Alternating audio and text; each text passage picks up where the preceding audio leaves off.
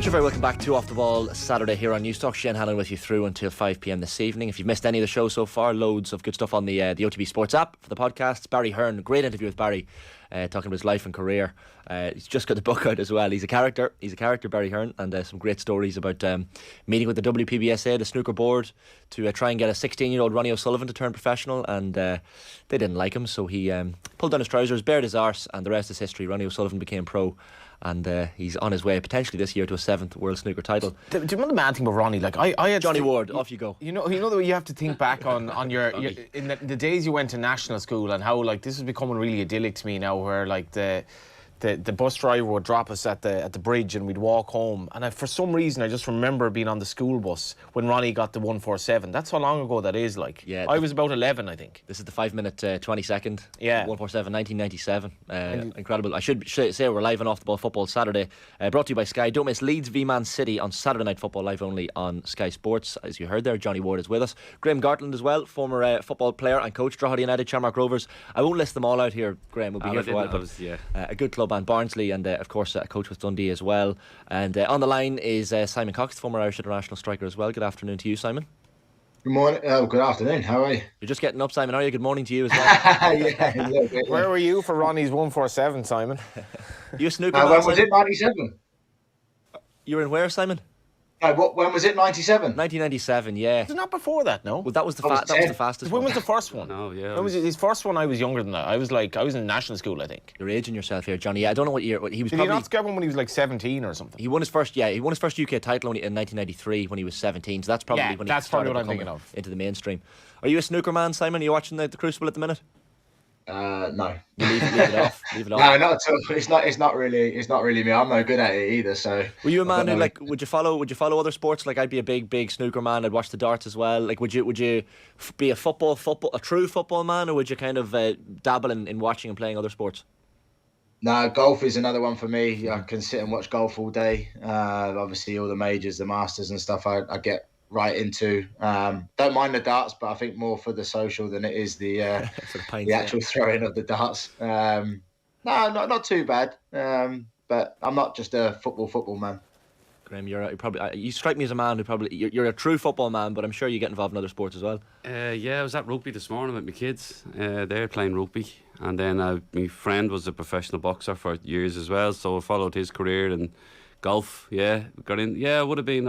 I'd like a lot of sports. Like, I went to the darts a couple of times as well, but it was the social thing. It's actually hard to watch the darts there because you're not there to watch the darts. Yeah, you're not there to watch the darts. The board is so small and so far away that you end up watching the screen. But you're just there for, like you said, just to have a bit of a laugh. But yeah, I'd like a lot of sport. Yeah, boxing I would have been into that when I was younger. Like, I used to train a lot in the boxing club, and that's why I have a nose like this now.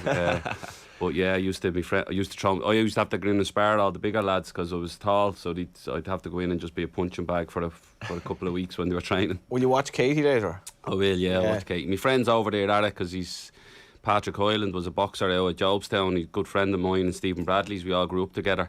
And Brian Peters is his coach, or was his manager. So Brian is obviously manages Katie. So Patrick and Katie became very close. They used to spar a lot together when they were younger. So Patrick has moved to New York, and he's gone down with his wife and his 2 kids, Callum and Hudson. So they're going down to watch the fight. They were at the weigh-in yesterday as well. So seemingly it's a great atmosphere over there. I was texting them yesterday.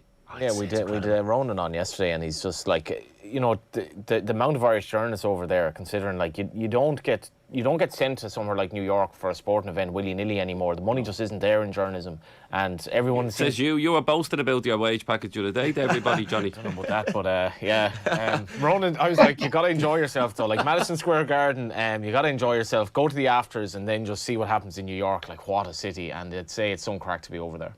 It's just you wouldn't be over there for like 5. You wouldn't be over there for like 2 days, would you? No. You'd be over there for like 5-6 days and enjoy the build up and the aftermath as well, wouldn't you?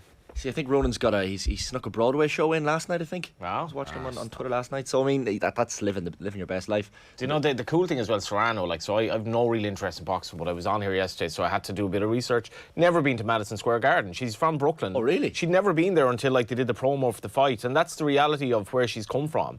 In that, like, she's Puerto Rican descent, so she probably came from a poor enough family, made their way in New York, you know, she's basically where she is now, but she'd never been to Madison Square Garden. So that's like the chasm of New York in a synopsis, actually. Like, Yeah, I mean, when then you see someone like Katie on the world stage, like we were talking about Rachel Blackmore beforehand, and you see Katie Taylor, the Irish women's team as well tonight. Like it's good that it's become natural. I know the irony of us men here sitting talking about this, but the irony is they're carrying us basically in all sports. Really, the thing is, women's sport is now, it's not even known as women's sport anymore. It's just sport, because people like Rachel Blackmore, Katie Taylor, the Irish women's rugby team, the Irish women's soccer team drawing with Sweden. I mean, massive result for them. Flying the flag, and it's just sport now. The fact that they're achieving so much on the world stage is incredible. And that's the best sort of compliment you can give them, that they've changed that narrative, that it's not women's boxing, it's just boxing. It's not women's football, it's just football. They've taken that probably adjective out from in front of it. So it's great. She probably goes down as the best Irish boxer in the history of the sport as well, when you consider all the ones we've had before her. But she goes down as the best, and like you said, you look forward to her probably cementing that legacy tonight. It makes for a great to imagine, like, for an Irish person, America has that sort of unbelievable feel of I'm going to America. It's the bright lights, and then you like to imagine fighting at Madison Square Garden, like Muhammad Ali fought there against Fraser in the fight of the fight of the century, like, you know what I mean? Oh, sorry, not Fraser. It was Joe Fraser, yeah. There's the idea as well in '94 where, like, I love the idea of the players not really knowing what to expect when they come onto the pitch, and you had all these Irish Americans completely outnumbering the Italians, and it was like the feeling must have been, I mean, they must have felt 10 feet tall. And Cascarino getting stick off Charlton saying, you're the only Italian here. Yeah, they were the days, yeah. If you think about that, like a boxer walking out into the ring at Madison Square Garden, or even like a snooker player who's never been to the Crucible before, a golfer going out the Masters at Augusta, like, it must be like, from your career, Simon, were there any moments where you walked out onto a particular stadium or pitch where you had to stop yourself for a second and think, is this for real? I think the first one was definitely my my Premier League debut, because you sort of build it all up, and everybody dreams of making their Premier League debut, and then when you actually do it, I remember I walked out, and listen, it wasn't exactly the most exciting game I'd ever played. It was Blackpool away on a Monday night football, and then there was a red card early on, and I got hooked off because of we had to put another defender on. But I remember going into the game, and you do the lineup, you do the shaking of the hands and stuff. And I remember just walking back to like the centre circle, getting ready. And I remember having a little word to myself and going, this is what we've done. This is why we've done everything we've done, the sacrifices we've made. This is why we're doing it, so we can perform at this level. And then, lo and behold, 15 minutes in, sending off, and off you come. And it was cut quite short. So, it wasn't exactly the most intimidating place to make it, but it was just one of those stages where you thought, that's what you make the sacrifices for, and you have to sometimes have a little quiet word with yourself and realise that you've done all right in yourself. Katie's 35 as well, and it's like, I don't know, the way the nation has taken to her is quite unique. There's something about her in terms of her humility, and I don't know what it is. Like, I think, she had to fight through, Johnny. Like, even the first time female boxing was allowed at the Olympics, she carried that weight of expectation on her over there, and had to carry that all the way through the Olympics. And then imagine having that expectation where you're the one pushing for this. We're pushing this because you're such a good big star, and then you have that pressure to win the gold medal as well on top of it. Apparently she was a good footballer as well. Like, she was a proper good footballer. She was really good, yeah. You get a lot of that, I think, in women's sport, where, like, multi-sport. Niamh Fahey would have been a fantastic Gaelic footballer, and now she's like, I remember her playing with my sister growing up. She's from obviously the really famous footballing family, but now she's just playing for Liverpool. It's just like, it's amazing. Like, the girl at Leeds, there's an English boxer that comes now at Leeds. I think she's a fantastic footballer as well, and she chose to go with boxing. She won the medal in the Olympics as well. So like you said, there's multi-sports for them. Yeah. It's lucky she wasn't brought up in Offaly, obviously.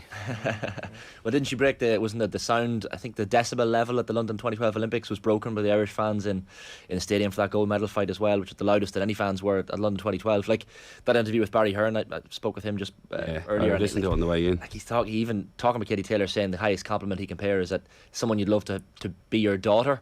Do you know, it's actually represents Ireland on the world stage. If Ireland had a queen, he said she should be the Queen of Ireland.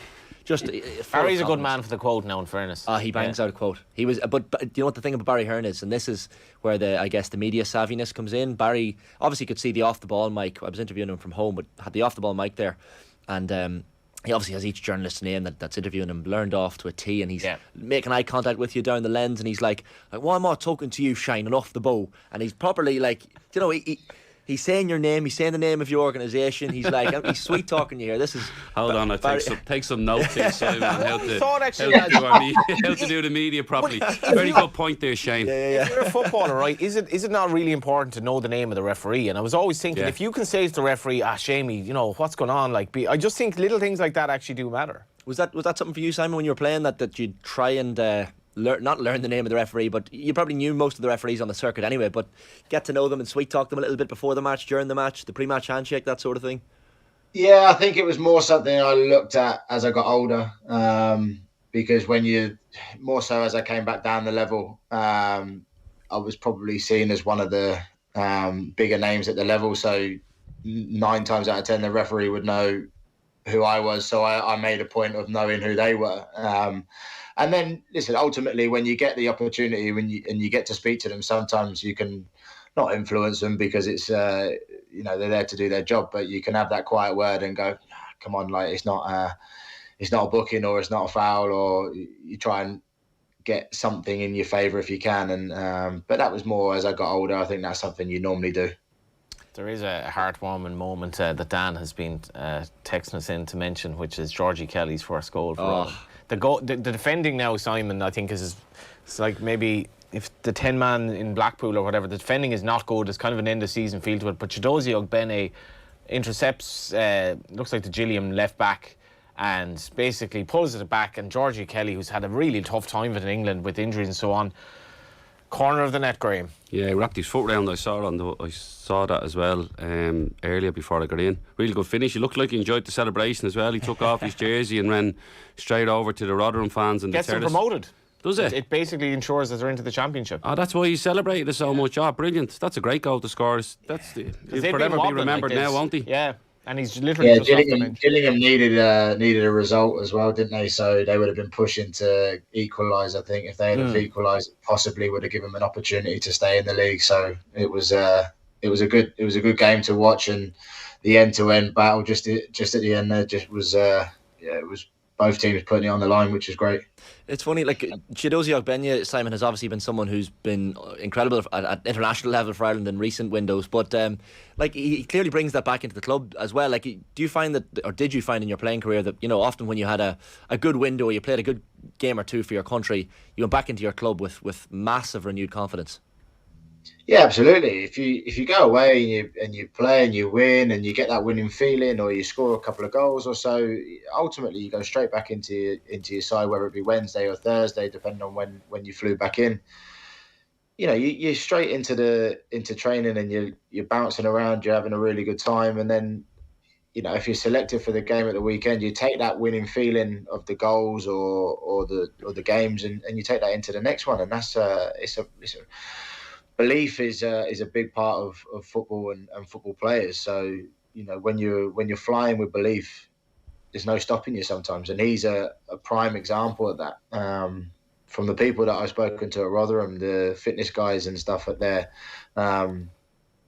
he's a lovely kid, and he's been a revelation for the national team. But he just sometimes lacked that little bit of belief with Rotherham, and now he's obviously going to be stepping up again into the championship. So what he's done in the national team, we want to see it again now in the championship. Didn't actually realise, as Simon says there, the stakes when it was 1-0, Gillingham just needed a goal to stay up, and a goal would have dropped Rotherham out of the automatic playoff position. So I'm being a bit harsh on the Gillingham defending there, because they were just desperate to try and get so the stakes, Simon, couldn't have been better placed. A point would have done Gillingham to stay up ahead of Fleetwood. Morecambe, who were always a team who barely stayed up in League Two, are staying up in League One, and there go Rotherham, who'd nearly actually blown a Simon as well.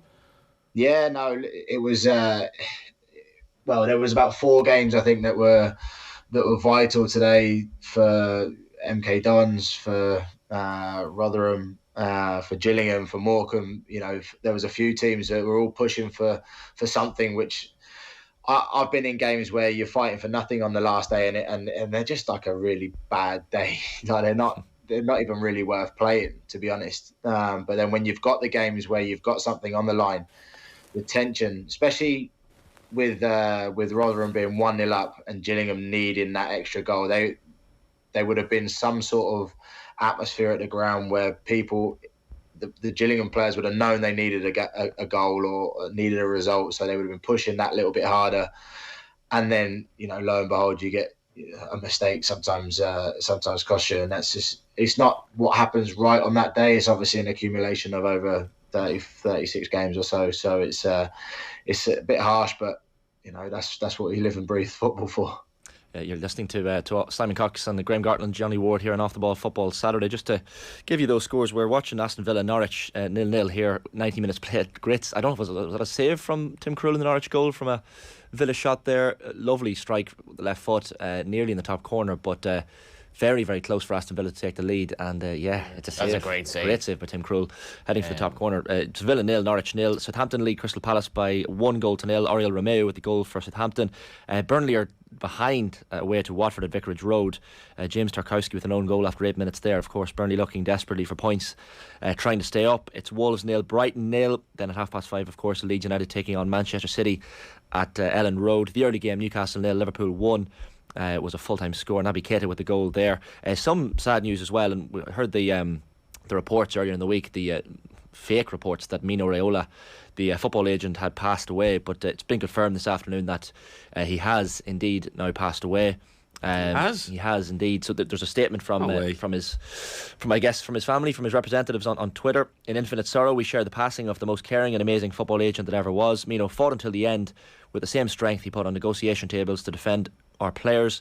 As usual, Mino made us proud and never realised it. Mino touched so many lives through his work and wrote a new chapter in the history of modern football. His presence will forever be missed. Mino's mission of making football a better place for players will continue with the same passion. We thank everybody for the huge amount of support received during these difficult times and ask for respect to the privacy of family and friends in this moment of grief. That's a statement from the Raiola family. When I was assistant manager with Dundee, Neil was trying to get a hold of this agent.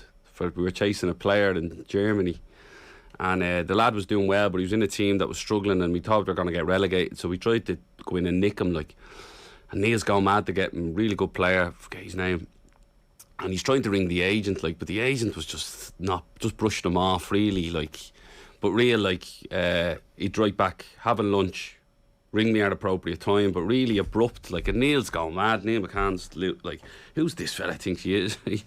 So Neil rings another friend of his that works over in the Dutch league and who knew the player, and he rings Arthur Newman, and he's I'm trying to get a hold of this fella's agent. He's just giving me the brush off, and Arthur Newman, we were driving the train, and Arthur Newman rings in the car, and he's like, Neil, you idiot. You're trying to ring Mino Raiola, and I'm going, and Neil's going, who's Mino Raiola into the team? And I'm laughing in the car because obviously, we represent all these big lads, and Neil's looking at me going, do you know this guy? I'm going, he's the biggest agent in the world, he has Pogba and all. Why is he going to answer the phone to you? He's thinking, why would I send a player to Dundee? And they're just, and he's in the car, and Arthur Newman just slaughtering us, going, who do you think you are ringing these people?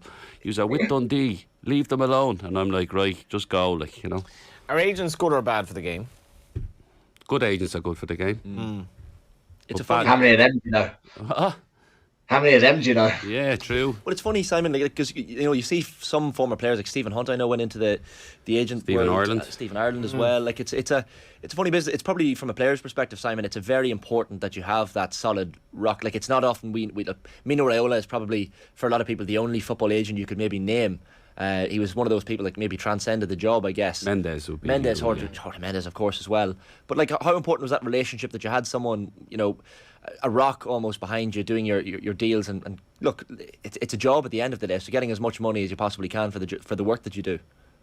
Yeah, listen, they do have a place, but they have a place at certain times. When you're doing really well, you can never get them off the phone, and you're always getting phone calls from 1 or 2 or 3 agents. When you're not doing so well, or you've just been injured and you're not in the team or so, you never hear from them. Yeah. So a good agent is one of those people who is a personal relationship with you and your family, possibly. they're there to do the best job for you. They're not there to do the best job for themselves. I mean, you look at the Tony Rudiger deal that's potentially going to Real Madrid, and the numbers that he's, is it like 200 and something odd grand a week extra from what Chelsea were offering him, and then he's getting X amount of millions, and his agent, who's his cousin or his brother, is getting X amount of millions as well. So, that's not necessarily how good Tony Rudiger's done. That's what his agent has been able to do. So that's just a power position that he's in. So they listen, they do have a place for him, but I'm not the biggest lover of them. I think at that level, Simon, it's overwhelmingly negative. Like, how is that good for football when agents are creaming so much money off clubs who then obviously have to pay for this, who have to increase ticket sales for working class people who want to watch them? I don't really like the agents who are representing. Gary Rogers represents Alex Murphy and Georgie Kelly, both of them scoring goals. He's starting off. He's he had a professional career. He wouldn't have made an awful lot of money. He would have been delighted for Georgie Kelly today and probably straight on the phone to him. That's grand. I got him a move to Rotherham potentially. That's fine, but like at the Rudiger level, I don't see how that's good for football in general. No, there should be a sanction in place of you can only pay your agent a certain amount of money, because anyone can be an agent now. They're not even named agents anymore. They're named intermediaries, and there used to be back in the day that you have to do an agent exam and everything else. Now it's like your man from across the road can be your agent as long as he's a good negotiator. That's it. So there should be an amount that you should be able to pay your agent. It's a flat amount, and whatever that amount is up to a certain level, that's it. Because otherwise you get to the stages of, I think it's like 8 million. I think his brother or his cousin, his agent, his intermediary, or whatever you want to call him, is taking for what? Because Tony Rudiger run his contract down. He was playing well at Chelsea. I mean, come on, that's not. I would just love if Simon became an agent now, because off the ball weren't paying him enough. So he's like, listen, I'm gonna give an agent to any old fella nowadays. Like, it's a funny business. I helped out with a company in Scotland for a little while doing it, and it just wasn't for me. It just didn't sit right with me, and I wasn't something I enjoyed. You're going out to get players. You're nearly having to get them at 15, making phone calls. I was like, I'm not ringing a 15-year-old kid. Like, do you know what I mean? Actually, on that now, that's the part that I find very interesting on League of Ireland level, because the whole Brexit situation, there are kids like, and you spoke to me last weekend about a kid who was under 14s that you think is going to be very good, for example, and I don't name 14-year-old kids. You can't name them, and there's the moral dilemma then for the would-be agent who thinks, if I could even, I'm not going to necessarily be his agent, but I could be his unofficial kind of advisor, and down the line then I could basically make a lot of money out of this. Yeah, and I see it all the time, and Simon probably sees it as well. You have these kids that are really good at 14 and 15, and then agents get involved a little bit too soon, and then they stop, or they think, no, what, I don't need to do the work that I've been doing up to now. So they have all this stuff in front of them, and they have all this ability, and they have a good attitude, and then an agent gets involved and they can just stop and switch off. And that's why I just think, again, now there is laws in place that agents aren't allowed to talk to 15 and 16-year-olds or 16-year-olds and all that, unless you're below 16, sorry. But they're not being adhered to, and you see it, and that's the bit that you're trying to go, you don't need an agent, you don't need an agent at that age. They say, we've had, I get X and Y and Z off them. We're going, well, we can provide that for you as the club, Yeah. So again, there's loads of different examples I give you, but obviously in my line of work when I'm coaching at Rovers and at the Youth Academy, you're trying to say to them, listen, just wait, sit tight and wait. But the biggest thing is, and it's like a lot of the agencies now are gone onto Instagram, and they're contacting the kids directly through their Instagram, and that's the bit that you're going. Before, we had a lad that I coached him in the 15s about 2 years ago, and now he's with 17s. He plays in around the Ireland squads, and about a year ago I see a post up that he's gone with an agency, and I'm like, I didn't even know that. Yeah, you have to be careful with the underage players as well. Even if small things, even our local club at home on in town, you'd have a WhatsApp group with the players and stuff. But then there's cracking 16 and 17-year-old footballers coming through who maybe are playing in the first team, but they can't be added into the WhatsApp group until their 18th birthday, which makes total sense. Yeah, and we tried to play. We had a couple of young players coming through at Dundee at the time, and we wanted to play them in a League Cup game. They were 15, and the SFA rang and says, they're not allowed in the dressing room yet. Yeah, that's the little bit I'm going, hold on, we can let them change separately, and then they can go in and play, but you're denying a 15-year-old a chance to play in the first team as well. That's a bit that I don't agree with neither. What did you make because Shamrock Rovers and Bows, Kevin Zeffie would have played at 15, and Evan Ferguson played at 15 as well. Played against Chelsea at Richmond Park, I think. Yeah, I think it was some player might even have played at 14. Might have been Evan. But in fairness, I got the impression, from talking to Stephen Bradley and talking to other people, that their idea was, okay, well, who are they playing against and how will they be looked after by the senior pros? And they were very happy that the moral kind of question was answered, and the parents were happy, and they did put a lot of thought into it. Yeah, there has to be a thought process behind protecting the kid. That's first and foremost. And that's where when we had a disagreement with the SFA about it, saying you're denying a kid a chance here to play in the first team in a competitive game. It's not like it's about throwing him in. We could play him in a friendly, but you can't actually play him in a competitive game. There was 3 of them, and Kyle Cameron, Loyal Cameron, Josh McGuinness, and another kid that ended up going on to play. We wanted to play them to give them a taste because they trained really well and give them a little reward in the League Cup, and you just weren't allowed. So stuff like that needs to be better, but there does need to be more protection around people, the 15-year-olds talking to agents. Say Gavin Bazunu as well, Shane. When he played for Shamrock Rovers and he made that save in Turner's cross from Sal. In fairness, Shamrock Rovers probably needed a goalkeeper at that time, but it actually did enhance his own value massively. Yeah. In the space of a month or so, we went way up in terms of his own value for the money that he could earn down the line. So there is that as well. It was necessity to get him into the team, but obviously worked paid off for him in the end to get that experience. One other thing I would say about agents, just briefly, is that often the clubs will look to the agent. We're looking for a centre back here. Can you come up with something? So it is a two-way process, and I think a lot of the agents, the lads that I would deal with in some shape or form in League of Ireland podcasts, are that I generally think their heart's in the right place. It's the lads there are some bogey characters, like Simon says. I think they're just in it for themselves. Yeah, just looking there, he's Mino Raiola, agent for so many big names, even Zlatan Ibrahimovic, Pogba, as Graham mentioned, Erling Haaland as well, Pavel Nedved. Bergkamp, didn't he? Bergkamp as well. Yeah. So many big names. So obviously thoughts with his family. He's passed away, sick for months, and he was only 54 years of age. So the money he took out of the deal, the Pogba deal, was a deal in itself. That's the bit you're going, how is that amount of money? You can imagine now literally the scrap to get those players that the Haaland, for example. I mean, that you set yourself up for life, and then does United come back in for Haaland now that Mino Raiola isn't involved? This is the thing, and this is the cutthroat nature of football. Do you know that at the end of the day someone has passed away, and rest in peace, the sharks in football will circle and try and make a buck out of it or get a player out of it. What used to happen, and listen, like I said to you, having been on the inside of it, is a deal might fall through for a player, and then what happens is you're going, ring him. Yeah. You get told, ring him, because he might be unhappy that the deal fell through and you might have a chance. This is the thing.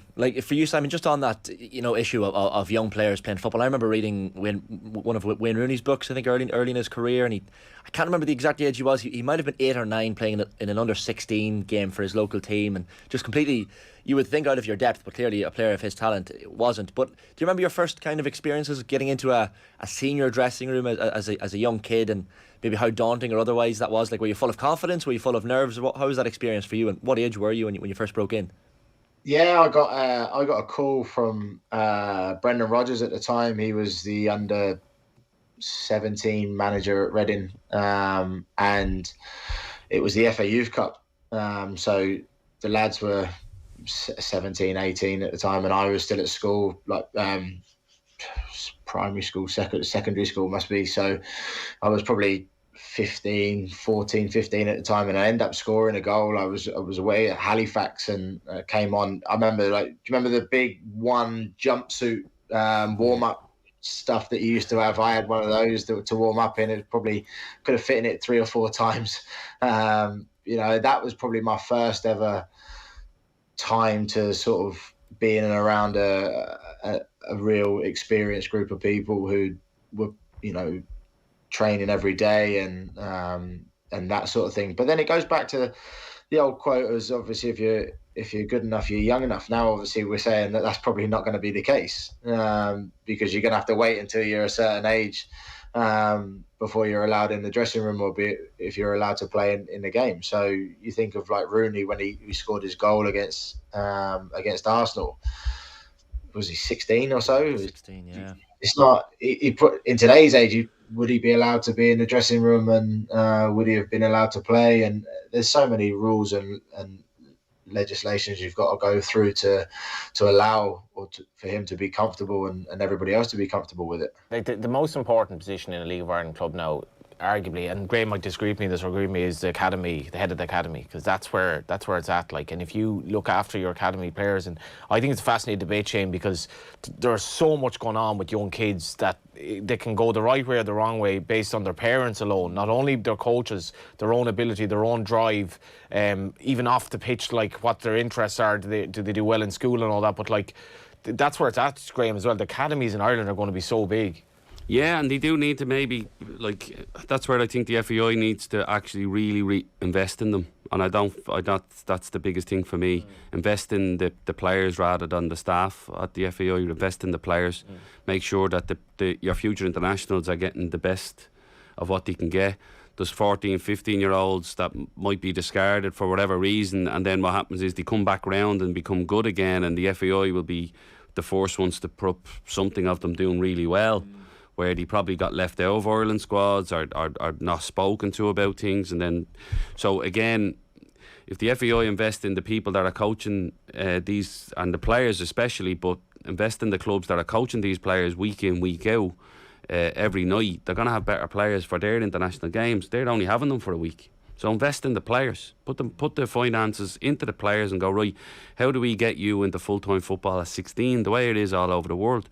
The FAI have to then go, what does the player need for this to work? Right, he needs education paid for so we can do this. Right, we'll have an education fund that the lads who want to be full-time at 16 have education. All the heads of the academy should be full-time. They're not. But it's a catch-22. Again, the academy director role up and coming in this country is massive, but obviously the first team isn't winning. They're gonna point fingers at that, like, you know, and that's where they're nearly separate. But even though they're under the same club, they're nearly separate, and that's where Stephen Bradley's doing a terrific job at the first team, and obviously Shane's doing a terrific job at the academy. They both lend to each other, but if one of them isn't doing well, that's where the pressure comes. So it's important that you keep both on the right path. If the government can't see the potential in investing in clubs in terms of their academies and young players and stuff like that, and creating an industry in this country for young people, they're missing a massive trick. Like, and I genuinely think there could be a bit of goodwill. We're starving for it, Johnny. That's the bit. Like, there's a real hunger for it in this country because it's something we've never had. I mean, you've never had something and you get given it, you appreciate it and you want to drive it more, and we've never had that. Horse racing is with state support. It's a world leader, and like we're an impoverished nation. They get money off the gambling thing as well, don't we're they? an impoverished nation football-wise, and we could be so much Simon's better. talking about coming through at Reading there and being able to be called up out of a youth set up to play in an FAU Cup. Like, that's the stuff you're talking about. We don't have that, like, you know. Like, I was with Home Farm under 16. I actually stayed to do my leaving cert before I went to the UK.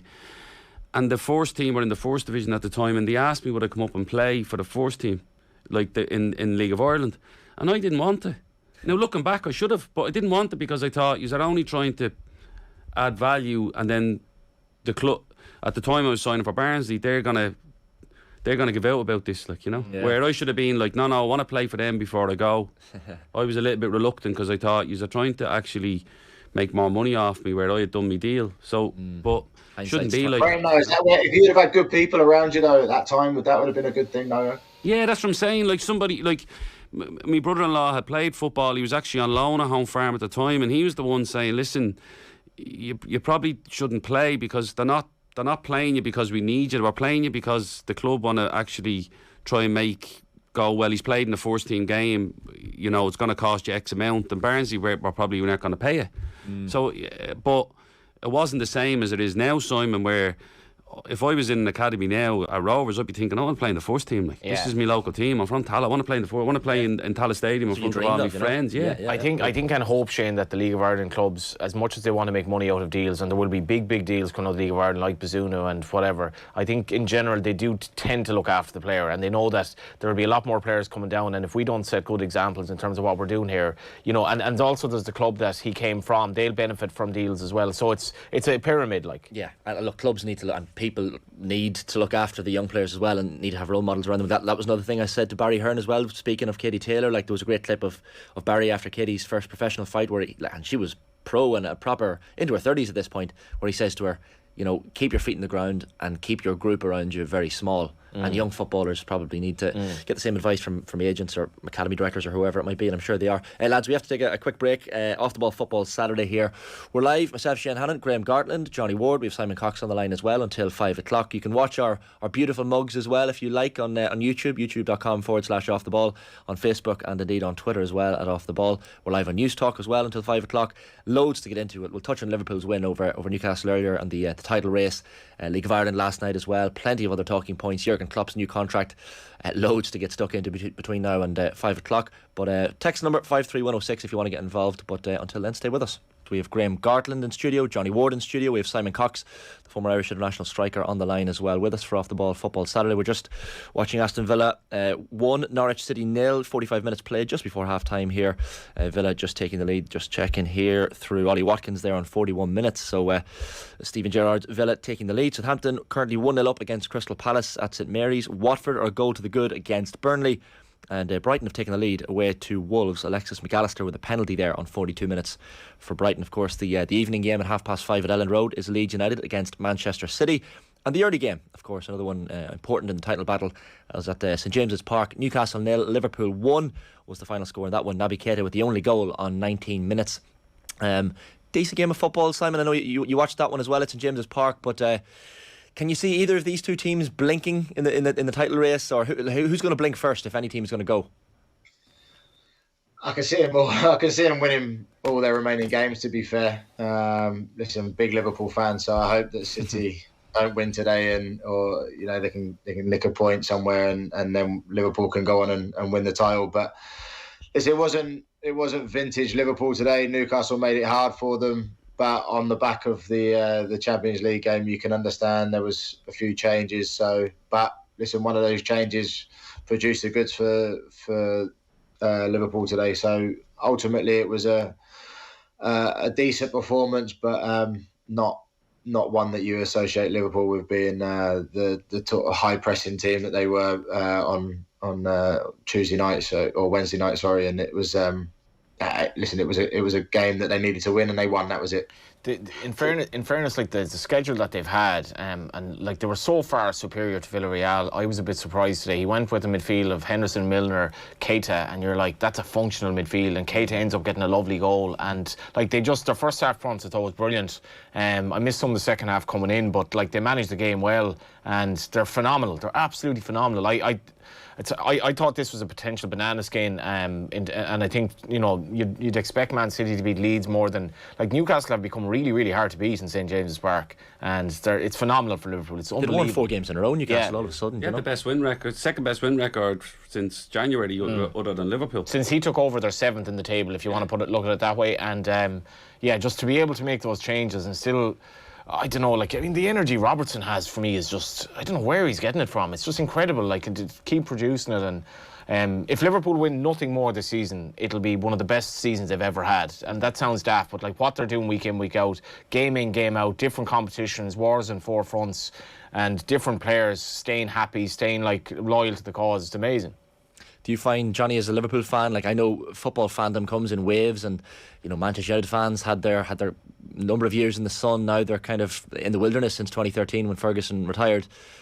You must be enjoying this as a Liverpool fan. I think every Liverpool fan is enjoying the fact that they're competing on 4 fronts. Where would this Liverpool team rank if they were to win the quadruple? Surely they're the greatest football team of all time in England. Well, yeah, and actually Graham was talking about, without a doubt, I think in fairness, these are the best 2 Premier League teams there have ever been. I think spoiled, really, aren't we? It is you can't really compare because football evolves so much and so fast like that. You know, you can't compare the Cantona era to this era or whatever, like when I was a kid. But it was interesting, Graham saying before he came in that about Bill Shankly, that because you're talking about like Klopp and Shankly, like how do they rank, and that aura that Shankly had, like Klopp is definitely well up there. That's the thing, Graham. Like you mentioned Bill Shankly before we came in today, and like I was reading Tony Evans in the Irish Independent today, and he was talking about 14 months ago 1-0 defeat by Fulham at Anfield, Liverpool's 6th loss in 7 games. There was talk of Klopp not extending his contract.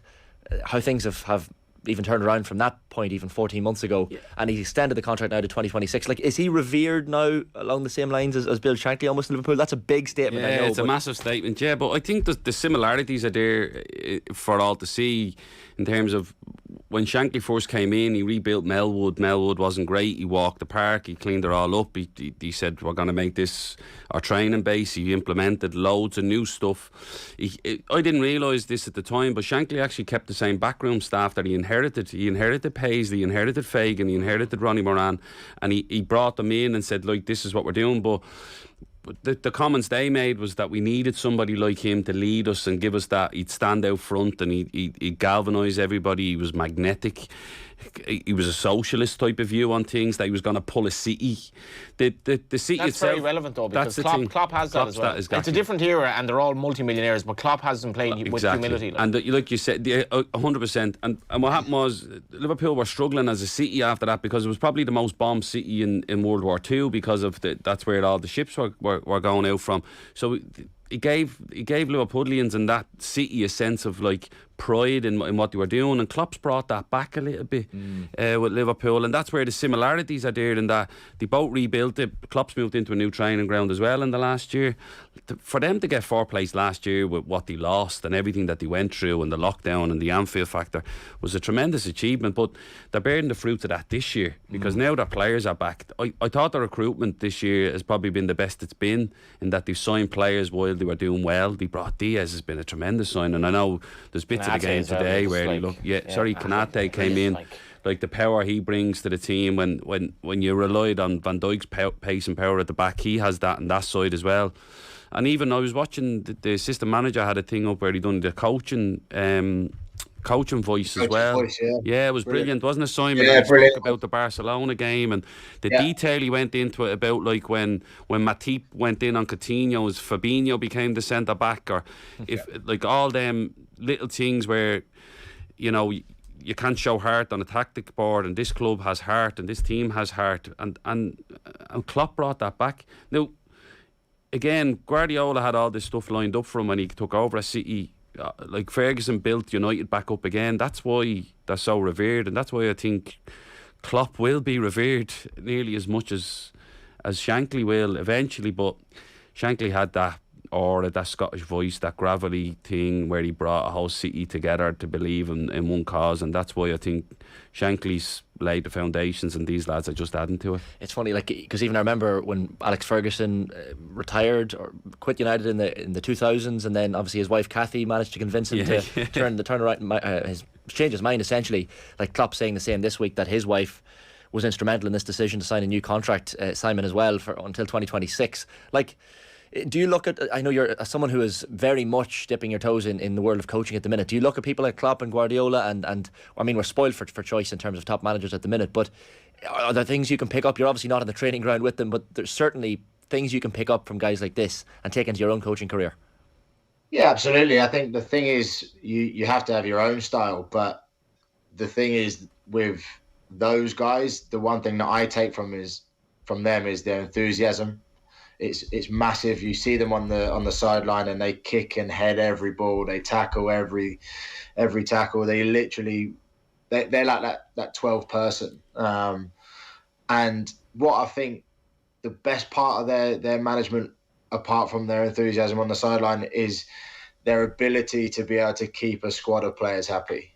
It's one of the biggest things that Ferguson had. You look at going back to Ferguson with the likes of Ji-sung Park and even John O'Shea, wouldn't play every game, but they would play in the big games. And to try and keep those players happy, it's a really big, like, you have to have a personal side to things. And the 5 changes or so that Klopp made today, even go back to the coach's voice one that Graham was talking about, the front 3 in that game, I think, was Divock Origi, was Shaqiri, was Mane, I think it was. It's to be able to be from what is, in a sense, not in the team and possibly in the wilderness a little bit, to then come and play in the big games. It shows that the manager has complete faith in those players to be able to do it, and they have, they have obviously a belief in the project as well. So it's a big thing that you have to have a personal relationship with players these days. Yeah, loads to pick up on there, lads. We have to take a quick ad break, but you've got Graham Gartland, Simon Cox and Johnny Ward with myself, Shane Hannon, and Off the Ball Football Saturday. We're live until 5 o'clock. Loads still to get into. It's gone half time as well in the Premier League games, so we'll round you up on all of those half time scores around the grounds when we come back after these. Stay with us. Welcome back to Off the Ball Saturday here on Newstalk. Shane Hannon with you through for the next hour until 5 o'clock or so. We've got Johnny Ward, Graham Gartland and Simon Cox with us on Off the Ball Football Saturday. The best chats happen during the break, Shane. The best chats happen during the break. Everything happens off the record. As always. Football Saturday brought to you by Sky. Don't miss Leeds v Man City on Saturday Night Football, live only on Sky Sports. We'll get to that chat we were talking about during the ad break in just a second. I want to bring you quickly through the halftime Premier League scores. First up, we have the halftime from Watford against Watford Burnley with the halftime score. Let's listen in to that one from Vicarage Road. Watford 1, Burnley 0. The home side lead through an own goal 7 minutes into the game. Burnley failed to clear a corner. Matai Kuchka smacked a shot into the underside of the crossbar, and it rebounded in off the Burnley captain, James Tarkowski. On 28, Burnley were awarded a penalty when Dwight McNeil was bundled over, but VAR ruled the challenge was just outside the area and the free kick came to nothing. Watford lead in this vital relegation game, 1-0. Nigel Bidmead there at Watford versus Burnley with a half-time from Villa Park. It's Aston Villa against Norwich City and Tom Ross. Aston Villa 1, Norwich 0. Aston Villa in front thanks to Ollie Watkins' fabulous strike just before half-time, and it was a long ball from Danny Ings who he latched onto. He battled with Sam Barham, the defender, before smashing it into the net. That was his first touch since coming on for the injured Leon Bailey. But apart from that, Norwich have had decent chances. Brandon Williams headed over after Hanley headed back across the goal from a corner, and then we saw a wonderful save from Martinez, the Villa goalkeeper. A wonderful shot from Milo Rashica was matched by the wonderfulness of the keeper, who dived to his right. It really was special to tip the ball round the post. Still a long way to go in this game. Aston Villa 1, Norwich 0. Watching Southampton against Crystal Palace in the first half there at St Mary's is Alan Lewis. Southampton 1, Crystal Palace 0. The home side in front, but Palace ending the half the brighter. Oriol Romeo heading home a corner from James Ward-Prowse to give Southampton an early lead. Conor Gallagher missed a great chance to equalise just minutes later. Palace got better as the half went on. Jean-Philippe Mateta with a couple of good opportunities. Jordan Ayew also going close. They've had a lot of possession around the Southampton box. They just haven't been able to turn it into goal-scoring chances. Southampton 1, Crystal Palace 0. And the last of the Premier League scores at half-time, watching at Molyneux. Wolves against Brighton, Joshua Smith. Wolves 0, Brighton 1. It took 2 spot kicks for the visitors to take the lead, but they deserve it as well. Jose Sarr will be feeling aggrieved in the Wolves net. He's made some phenomenal stops today, and he thought he'd saved the first penalty. It's actually hit the woodwork. McAllister from 12 yards after Seiss was adjudged by VAR to have handled the ball in the box. He's hit the left-hand upright. Jose Sarr looked to have covered it. He stepped up a few minutes later to try again. He's gone the same side, slightly higher. Sarr got a hand to it, but it's in the back of the net. Wolves, they've had very little in way of attacking. The closest they came right before the end of the first half. Silva was put in one-on-one, a great ball over the top. He took too long trying to take the ball down and ultimately went behind for a goal kick. Earlier on, a great volley by Moutinho from the edge of the box. Hwang Hee-chan on the left-hand side dropped the ball back to the edge. He had the shot low, blocked for a corner. The corner came in. Neves then had a low volley, also blocked. Other than that, they've created nothing, and the goalkeeper Sanchez for Brighton hasn't made a save. Wolves 0, Brighton 1. We had Nigel Bidmead at the Watford game there. Every time I hear his voice, I'm reminded of when he commentated on Pat Sullivan's goal for Shamrock Rovers in Belgrade. And that goal that where Shamrock Rovers were the first team, and I think Air Sport were showing it, possibly even Setanta they were at the time. And he was called in to do the commentaries, and every time you get an English commentator commentating on a League of Ireland team in Europe, and I love this, they're totally partisan. They totally want the Irish team to win. And Nigel Bidmead, do you remember Pat Sullivan's goal that night? It was like, like a right back to score, the technique of that, and it created history because Rovers made Europe. I do remember it well, yeah. He caught it on that, it came out from a free kick was something as a corner, and then he just hits it and it goes opposite corner. It says low, it was a low volley, he actually went in the side net, and it's a great achievement. But Shane Hannon apparently could score that with the left or the right. We were talking here, Simon, during the ad break about that's Sunday League level. I can kick with both feet, but like how important is that, Simon? That skill. I'm amazed sometimes watching Premier League footballers and who can't clear the first defender from a corner, for example. So that's one skill. You're going to get a certain number of corners per match. Clear the first defender. But like when you were younger, right foot, left foot, how important was that drilling into to young players that they need to be able to play with both feet? Yeah, it was massive. We used to get set tasks in the academy at Reading. If you can do it with your right foot, you have to be able to do it with your left foot. Whether that was keepy uppies, whether that was step overs, whether that was Cruyff turns, whatever it was you have to be able to do it with both feet, and that was a big thing for them, for the coaches, and more so for the players. If you wanted to try and progress through the academy, you had to be able to at least have a good understanding with both feet. It's so important, Graham, isn't it? Like, to be honest, I only had a conversation with Shane Robinson about this last week. He was talking about John O'Shea. He said John O'Shea he played with John O'Shea at Waterford all the way through. He said he's the most right-footed player he's ever played with. Like, he says, it was ridiculous. He said, and then he scored that goal against Arsenal. Yeah, but then exactly, and then he says he gets a text saying like he's going to make his debut or whatever. And I'm playing, and he's like, "Where are you starting?" And he's like, "Left back." And he's like, "Are you winding me up here?" But he said at 16. When he went to United, he started going, right, you need to start using your left foot. Yeah, now this is the thing. So me and Shane then had a conversation about development. At what age do you start developing? And I think it comes down to a balance issue. I'm left-footed, but I do everything off my right foot. I jump off my right foot, I turn up, I initiate my sprint off my right foot. Simon's probably right-footed, so he jumps off his left. And then I was saying, well, if you start putting power into your opposite standing leg, but that helps you be more balanced for when you're striking off your weaker foot.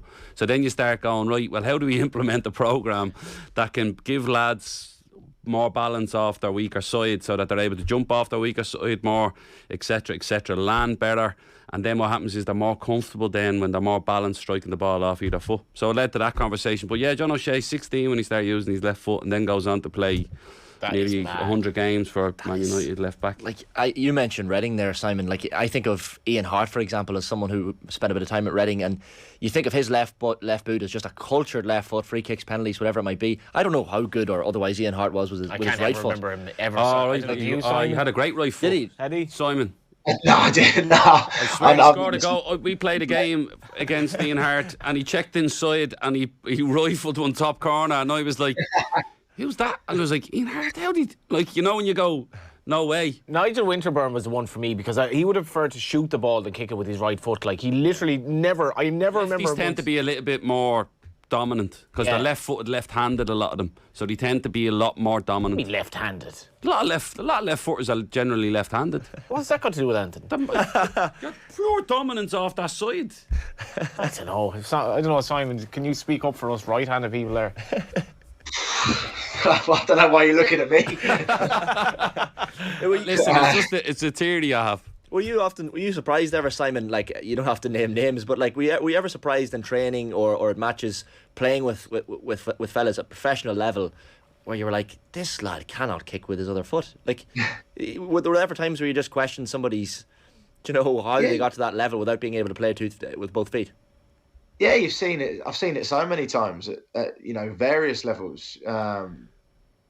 But then you get to a stage where you realise that if they've got one that's seriously good, they can sort of get away with it. Whereas the lads and that aren't anywhere near as probably as talented on one foot have got to try and go both ways. When you look at, if you sort of go the other way and go, people that are really good with both feet, you think of like Aidan McGeady. Aidan McGeady was ridiculous with both feet, could go left and go right.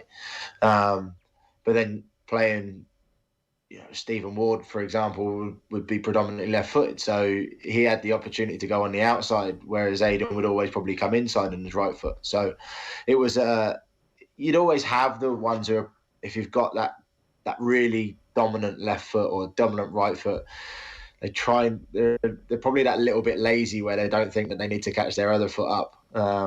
Probably Mo Salah's a very prime example. He just doesn't like kicking with his right foot. He's always cutting in on his left. So if he's got that wand of his left, why does he really need to?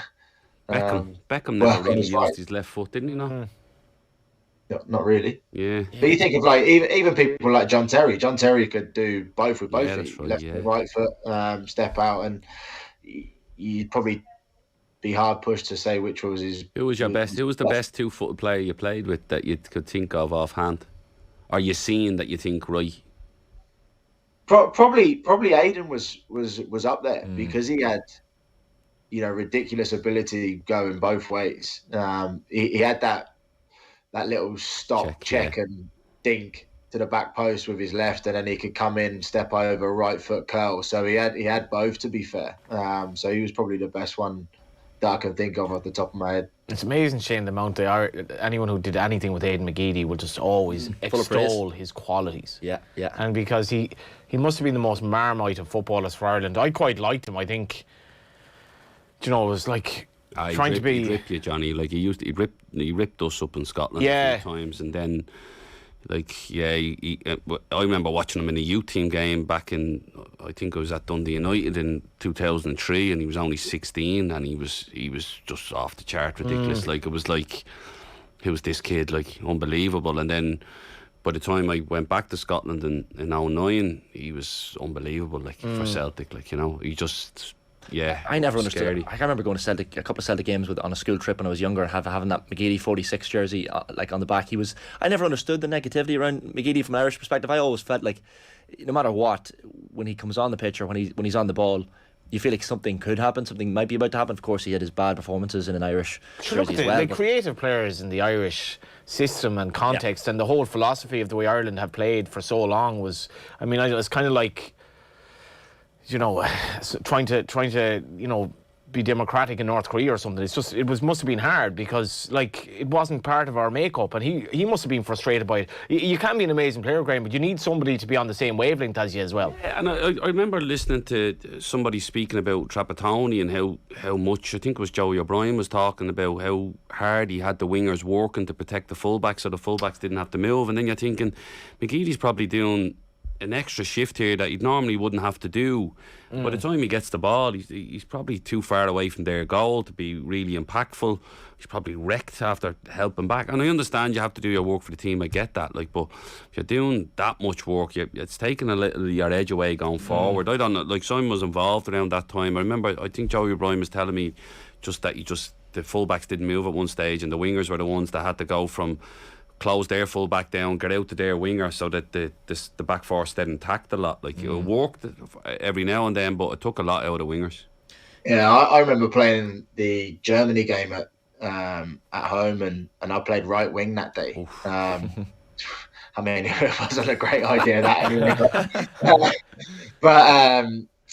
But Seamus Coleman was playing behind me, and he turned around to me and he said, "Listen, I don't mind defending 1v1, so you can push up a little bit if you want to." And I was just like, I've been told to sort of sit in front of you, don't go anywhere, because obviously from his nature of being Italian, it was a case of 2 blocks of 4 plus more so like a 1 and a 1. And but obviously you know what Seamus Coleman's like, 1v1 defending, he's pretty decent at it. So he was like, off you go if you want. And I thought, but if I get caught up there and then all of a sudden it's a slug running back the way, it's a little bit too far for me to run. Did it take away from your attacking play? Did you feel then by the time you did get the ball or possession that you were tired, that you weren't able to be maybe impactful going forward? Didn't have the ball that often, to be honest. It's the Germans at the end of the day. I find that so fascinating though, Simon. So your natural instinct and this clash with the manager, and you don't want to piss off the manager either, regardless of who the manager is. That must be difficult. Yeah, ultimately he has a game plan, and that's the difference between you you want to play your regular game. And listen, I was never a right winger. You look at possibly like Johnny Walters as another one who was a centre forward but ended up playing right wing, but he probably did it a lot better than I did. But you end up with, you try and stick to the game plan as best you can, but also you've got to try and play your natural game. But because I wasn't a natural winger and I was one who was probably seen to work a little bit harder, I was able to be sort of stuck out there. But then when you've got a fullback behind you who's basically saying, off you pop, get away from off my toes, you kind of think, well, what do? Do I listen to him? Do I play the game as I see it, or do I just sort of stick with the game plan as it is? But listen, we weren't even anywhere near the level we should have been on the days. But whether it would have been me an extra 5-10 yards higher, would that made a difference? I don't know. But you're sort of chasing ridiculous wingers and fullbacks around the pitch. It's not exactly the ideal situation to be in. I think, Shane, though, like good managers nowadays, they have to delegate to the players in terms of the intellect of the players as well. And I think that's why maybe some managers, maybe Mourinho to an extent, isn't the manager he was. Because, like, you're from rural Ireland. If you ever see cattle in a field, right, and you put up an electric fence, right? Oh, I'm from Monaghan Town. Yeah, I'm you're from the town. Well. Yeah, but you've a lot of If you have an electric fence, right,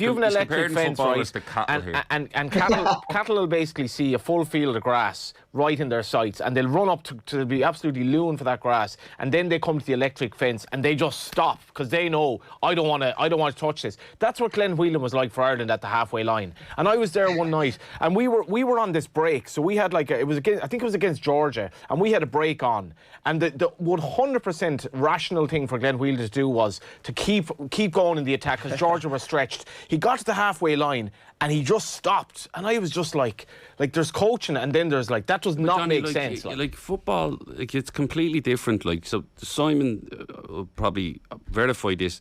If a manager gives you team instructions to go out and do them, you follow them to the T, because you follow them nearly 95% of the T, because you want to build that trust between the player and the manager. And obviously he has a game plan. What if the manager is wrong, though? If the manager's wrong, you still have to do it, because you have to show that you're able to A, follow his instructions, and B, that you trust the manager's call.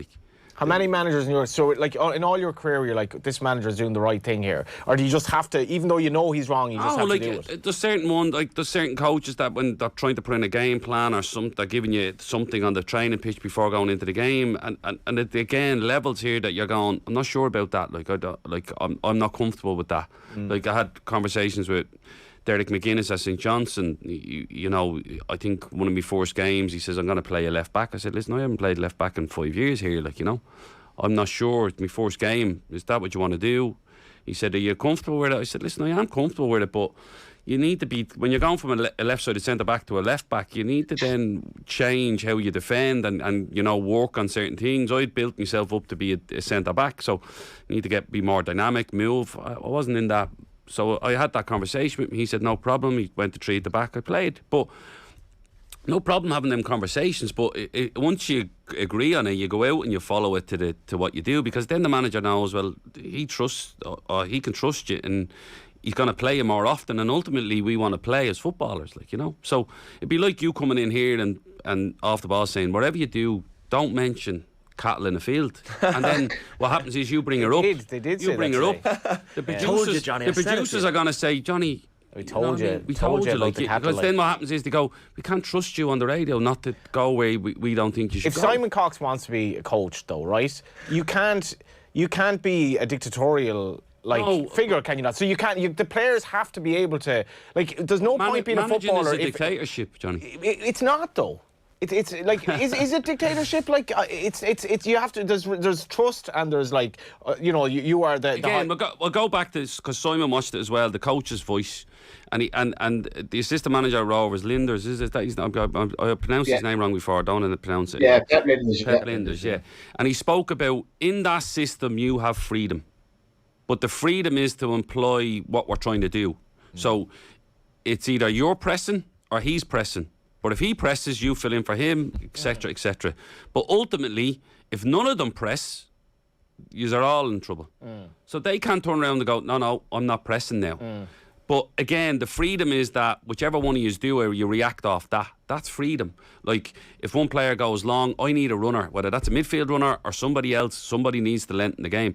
If none of them decide to do it because they don't agree in it, you can't have that. You know what I mean? You can't have complete anarchy or mutiny, you know, on a football pitch. Johnny just wants it, like purge. Okay, is Simon right? Is this not? You need the fusion of the manager's diktat and what he or she is saying, and the players making in-game decisions as well that are actually the right thing to do at that time because they have enough intelligence not to be thinking, what should I be doing here because the manager told me to do this. No, but there's a difference between seeing the game and playing the game as you see it on the pitch, but ultimately the instruction is to be what the manager has told you to do. So if the manager has said, like, take set pieces for example.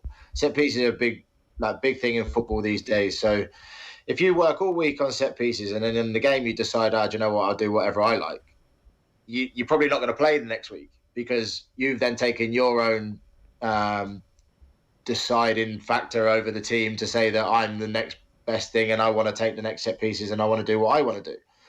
In the game, yes, it's not as black and white as everybody sees the game. So you have to make in-game decisions, but it all comes from a structure of what the manager has put in place throughout the week. That game in that Graham was talking about, the Liverpool-Barcelona game, the detail in that was set up all week about whether it was Joel Matip stepping out and Fabinho stepping in to be a third centre-half, which would allow Trent Alexander-Arnold to go and press the fullback, or whether it was Henderson, if he goes into the centre-half and it goes back to Stegen, the goalkeeper, he goes.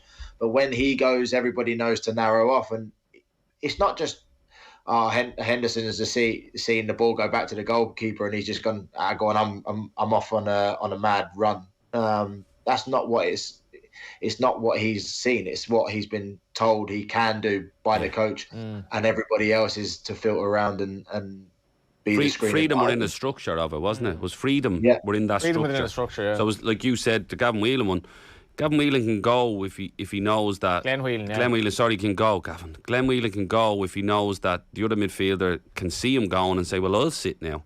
So it's like, well, one of our midfielders can advance if my other midfielder stays. It's freedom within the structure, like. But if you can't have people going off and going, I don't agree with these tactics today, so therefore I'm going to do this myself. Because what happens is he won't play, and the team will go, you're not really in it for us. See, it's freedom within a structure, but like, Simon, the game you mentioned, the Germany game, where you have Seamus Coleman, an experienced head behind you, telling you, go on, go forward. You know, I'll cover you. I'm comfortable in a one-on-one. Like, does that cause a little bit of panic in your head where you're thinking, right, the manager's telling me to do one thing here. I've got Seamus Coleman behind me telling me, no, go on off. Like, are you caught between a rock and a hard place there almost?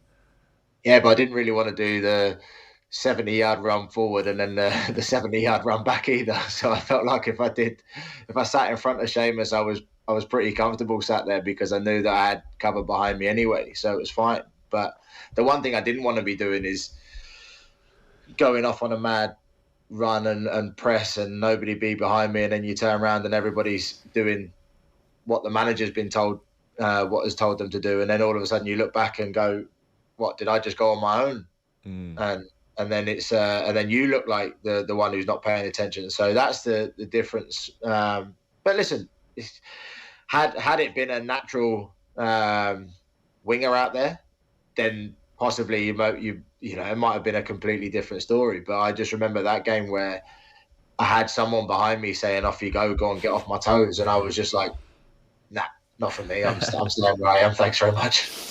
Yeah, it's funny, isn't it? We could text it in here to 53106 and keep them coming, by the way. Lads, saw Gareth Bale play a good few times and he was ridiculously one-footed, but with pace and ability he got away with it. Enjoying the show as always. That's Eamon in 2 Mile House.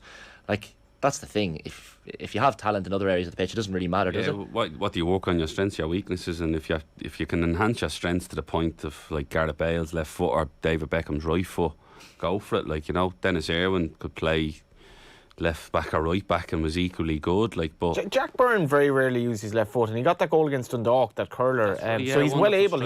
He's just so happy in his right foot. He just doesn't need to use it. The 2-foot thing is brilliant because it gives you that ability to chop, so that when you chop, you become a threat.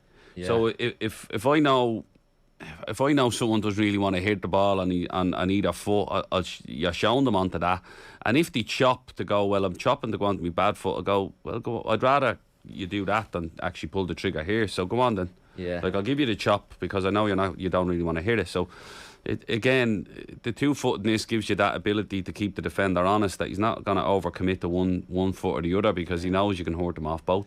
I'm just fascinated the whole 2-footed thing. Like, even watching, I always bring things back to snooker, but when you see Ronnie O'Sullivan switching from the left hand to the right hand, like it's nothing. Jack Lasowski is a player that does it kind of to a lesser extent, but it's just Lubo Maracic was unbelievable. He used to, like you said, he'd go and take a corner. He'd take a corner with his right foot and then go over and take an in-swinger with his left foot. And I was like, here, like, you know, Zola had a little bit of that about him sometimes, where they'd look at free kicks to decide what foot they're going to hit it with. You'd be thinking, stop. Like, you know. Ronnie was accused of being disrespectful, wasn't he? To, like, at the start when he used to do it. Yeah. I think he was in the rest, didn't he? Yeah. And I think he was playing like some veteran from Canada or something. Alain Robbie do, yeah. Yeah, and he said, well, I'm better on my left than he is on his right. Like, there you go. By the way, what a name that is. I remember you've probably interviewed him. Like, can't believe you, him and John Virgo. Well, I've interviewed Ronnie a couple of times. One of the occasions he had his right arm right around me, and he was about 3 inches from my face. A nice power play by Ronnie. But he's did he call you Shane? He called me Shane to my face, and he mentioned off the ball a couple of times. There's like tricks of the trade, lad. Perfect. Like, Barry Hearn knows all about it. But he's just one of those incredible things. I love watching. By the way, if the snooker fans, anyone probably has the snooker and on the TV, and maybe ourselves in the background as well. But Judd Trump and Mark Williams now 14 frames apiece in the first of 17 frames. There, Williams has come from. I mean, he was 7-1 behind after the first session. Ronnie, of course, back on the bays at 7 p.m. this evening, taking a 15-9 lead. Just two more frames needed to get to another world final. If he wins this year, of course, that would be a 7th world final in total for Ronnie. We've an ad break to take, lads. Loads more topics still to get into here on Off the Ball Football Saturday. We're with you right through until 5 o'clock. Myself, Johnny Ward, Graham Gartland and Simon Cox. I have promised a Derry City fan that we're not the Dublin media. We will give them. Of course, we will touch on them straight after the ad break. Just to give you the latest scores from across the Premier League as well. 68 minutes played at the Villa Park here in the game on television in front of us. Aston Villa 1, Norwich City 0. That goal from Ollie Watkins on 41 minutes just before the break. It's Southampton 1, Crystal Palace 1. Ebereki Eze with the equaliser for Palace in the second half. Burnley still trailing Watford by a goal to 0 at Vicarage Road. They would desperately love to pick up a draw, at least if they can, to keep the points ticking for them in their battle to avoid the drop. And it's Wolves 0, Brighton and Hove Albion 1 after 70 minutes at Molyneux. That goal from Alexis McAllister from the penalty spot just before half time as well. Liverpool, of course, 1-0 winners over Newcastle at St James's Park a little bit earlier, and Manchester City out at 5:30 away to Leeds United at Ellen Road. We'll have all the team news from that game just after this ad break as well. So Off the Ball Football Saturday here on News Talk. We're live until 5, and stay with us. Back to Off the Ball Saturday here on News Talk. Shane Hannon with you through until 5 p.m. this evening. 53106 for the text number. You can watch us live as well on youtube.com/Off the Ball, on our Facebook, and indeed on our Twitter. We have Graham Gartland, Johnny Ward and Simon Cox in for Off the Ball Football Saturday from now until the end of the show as well. A lovely text in from Conor Morris, of course, renowned rugby commentator with ourselves here on Off the Ball as well. And football back in the day. And football back in the day, of course. Anton Rogan, most one-footed player ever, didn't own a right peg. The former Celtic player, of course. Like, Conor was actually quite left-footed. He's a really good Astro player. Conor Morris, yeah, right? Really good Astro player. Both he and Des Curran, I had the joy of playing with or against him at one point in Southampton. They were very, very good footballers. And you could tell that like they were going to be good commentators because they understood the game. And that sounds a bit like... Yeah, Des is good, actually. Des is a very good footballer and he understands the game. And Conor was obviously went down the horrible road of rugby. But same. Good footballer. Very left-footed though.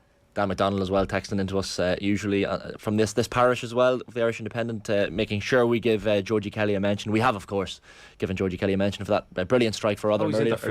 Always interfering. Even when he was here last Of course week. we give him the credit. I hope he's listening here to this. He's like David Brent, The Office, where he's basically like he's never a compliment wherever he's long been sacked, but he keeps coming back to the office with his dog, and he's kind of just wants to be part of it, you know. In and around the circle. Johnny, before we move on, you were at Pat's Derry last night, and Derry, a big win for them. They were incredible. I was just writing my report on RT, like going back to Astro. Do you know the way if you play with your kind of regular Astro mates, but you turn up at the odd tournament, a fundraiser or a charity thing or something, and you take on a team, you're looking at them beforehand, you're like, you don't know anything, they might be all right, and they absolutely batter you. That's what it was like last night. Pats were absolutely annihilated by Derry, and this looked a 50-50 game to me. Pat's at home advantage. I would have had both them in the title race to start the season. Pat's finished second last season. They've Tim Clancy, the new players coming in.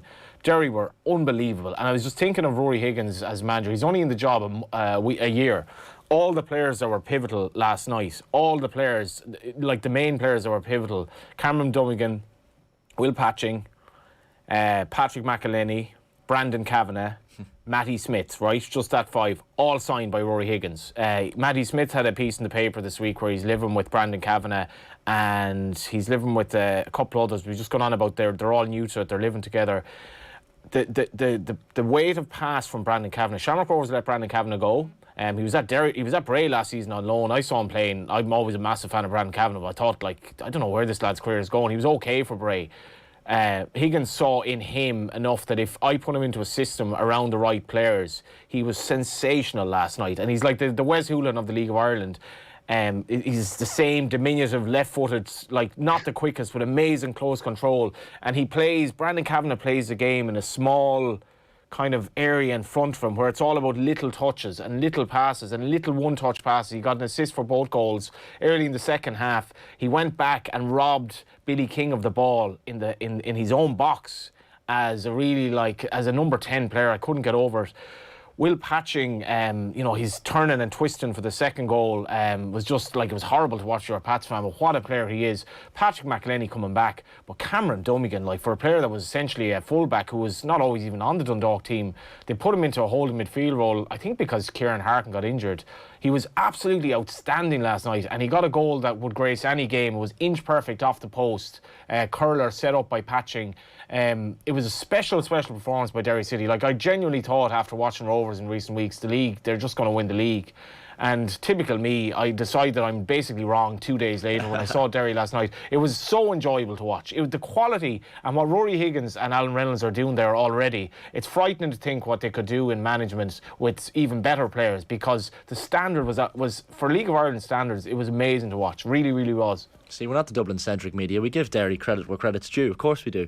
Like you mentioned before we come on air, Johnny as well, Stephen Walsh, top scorer in the First Division, 31 years of age. It's a great story. Sorry, the reason I brought this up was because just because you're started him off now. Here we go. Graham, big boy Gartland over there, just because he played at a higher level. Whatever, like, I played for Drogheda when they were, a top team, and I went to Scotland and all that. So fair enough. Stephen Walsh playing in the First Division. Stephen Walsh is 31 years of age. He's a Galway lad through and through. He's the manager of Galway Hibs, I think.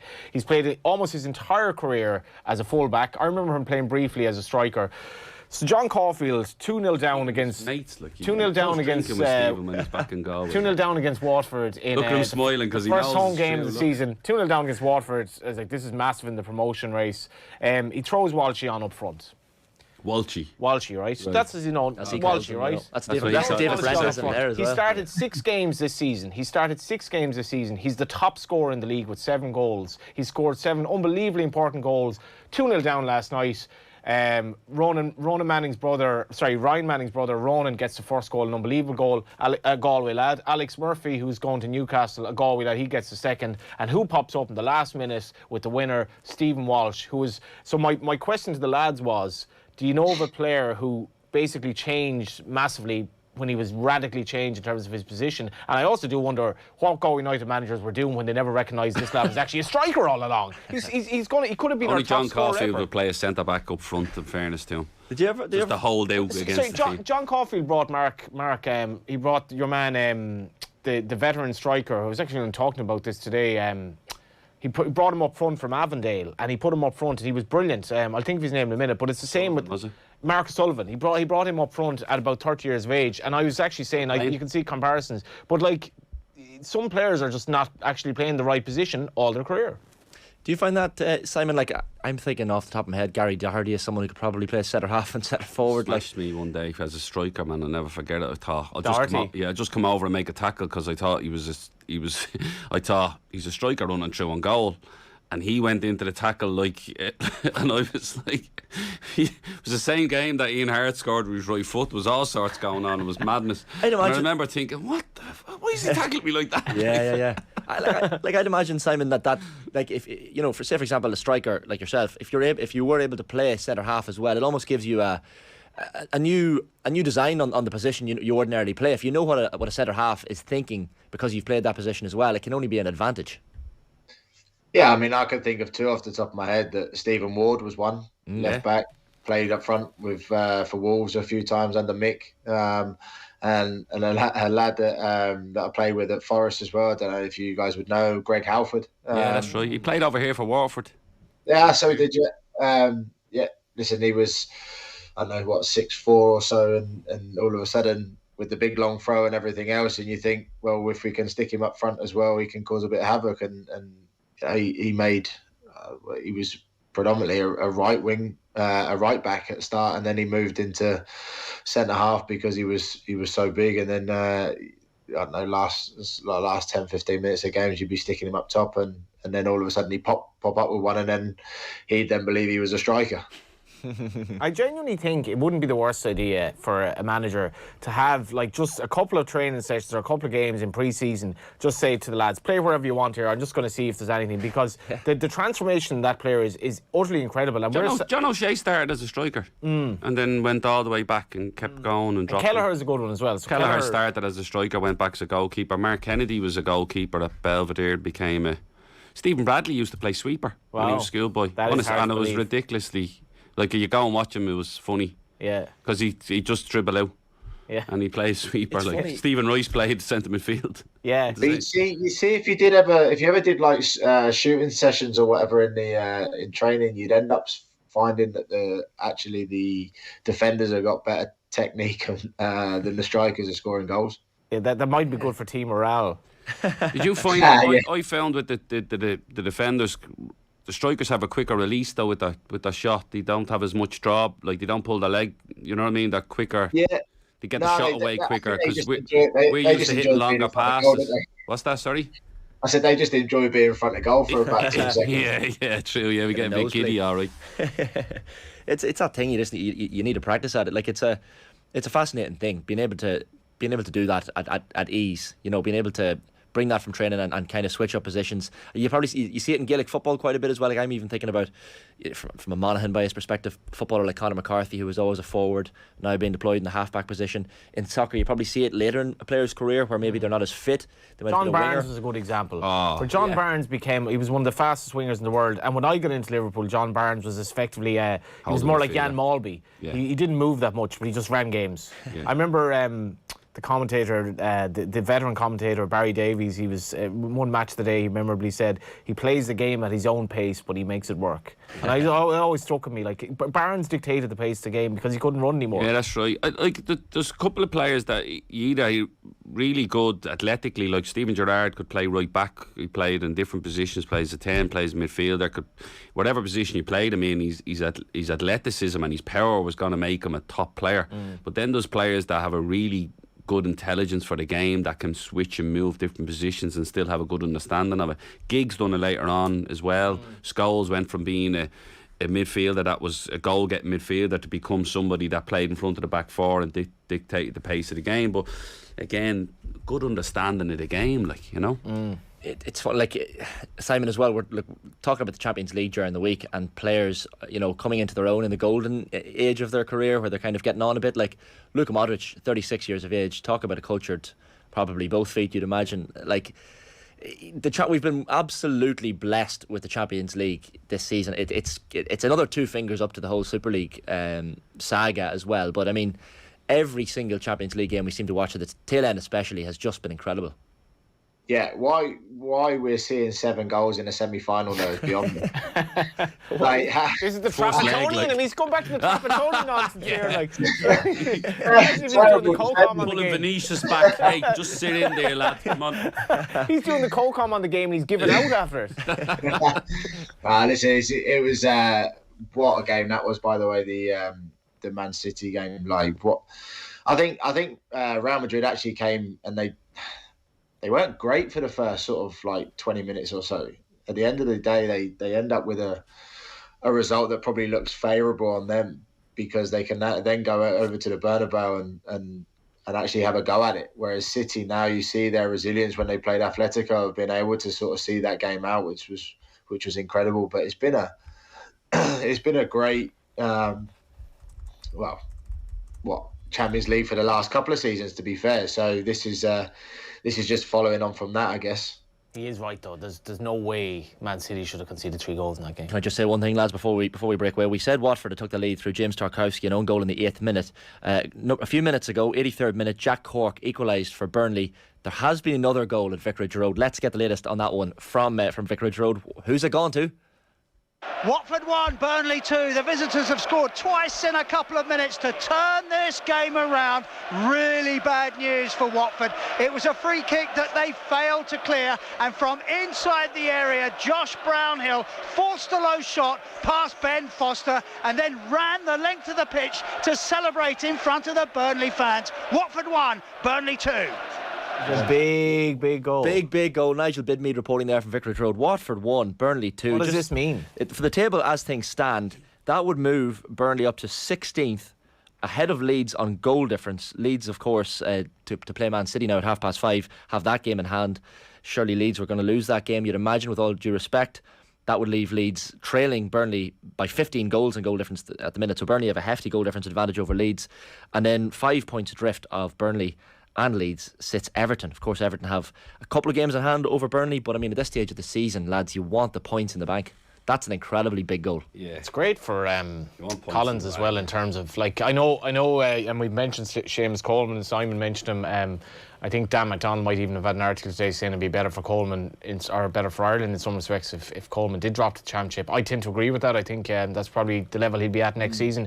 Conversely, for Collins, who's had an outstanding run of it, were he to be central in keeping them up after this controversial, I don't know what you made of the Dyche thing. I mean, I thought he was, at the time it seemed harsh, but I suppose, look at now.